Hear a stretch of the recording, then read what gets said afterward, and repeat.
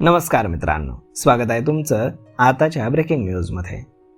मित्रांनो, महावितरण अधिकाऱ्यांनी केलेले मोठे मोठे दावे आणि आश्वासनं असूनही अनेक वर्षांच्या खंडांनंतर महाराष्ट्रामध्ये पुन्हा लोड शेडिंग परतलेलं आहे.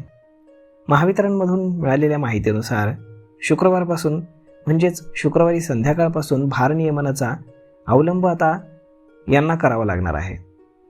मिळालेल्या माहितीनुसार संपूर्ण महाराष्ट्रामध्ये तापमान वाढत असल्यानं वीज वितरण कंपनीला संध्याकाळच्या वेळी विजेची मागणी पूर्ण करणं शक्य होत नव्हतं आणि याच कारणामुळे शुक्रवारपासून दररोज 3 ते 4 तास ज्या गावांमध्ये विजेची गळती जास्त आहे अशा गावांमध्ये भारनियमन केलं जाणार आहे.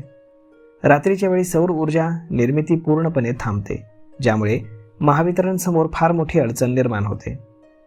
याशिवाय आखाती देशांमधील युद्धामुळे वायू आधारित वीज निर्मिती देखील पूर्णपणे थांबलेली आहे. महाराष्ट्रातील जनतेसाठी ही एक चिंतेची बाब आहे, कारण मार्च महिन्यात जेव्हा राज्यातील बहुतांश ठिकाणी तापमान अजून 40 अंश सेल्सिअसच्या वर गेलेलं नाही, जर महावितरणला विजेची मागणी पूर्ण करणं आत्ताच शक्य होत नसेल, तर जेव्हा राज्यातील मोठ्या भागामध्ये तापमान 45 अंश सेल्सिअसच्या वर पोहोचेल तेव्हा ही कंपनी मागणी कशी पूर्ण करू शकेल.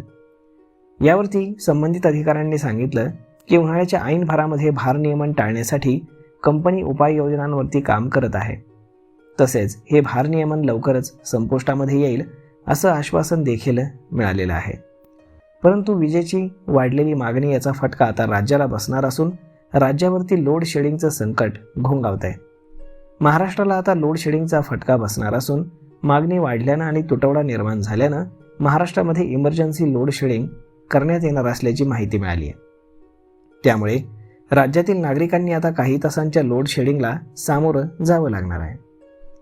तर मग मित्रांनो, अशा पद्धतीनं अनेक वर्षांच्या खंडांनंतर महाराष्ट्रामध्ये पुन्हा लोड शेडिंगचा धक्का बसणार आहे. तर मग मित्रांनो, सरकारकडनं झालेलं हे मिसमॅनेजमेंट यावरती आपलं मत काय हे तुम्ही आम्हाला कमेंट करून नक्कीच सांगा. आणि जर हा व्हिडिओ तुम्हाला आवडला असेल तर आपल्या जवळच्या मित्रमंडळींसोबत देखील हा व्हिडिओ तुम्ही शेअर करायला विसरू नका.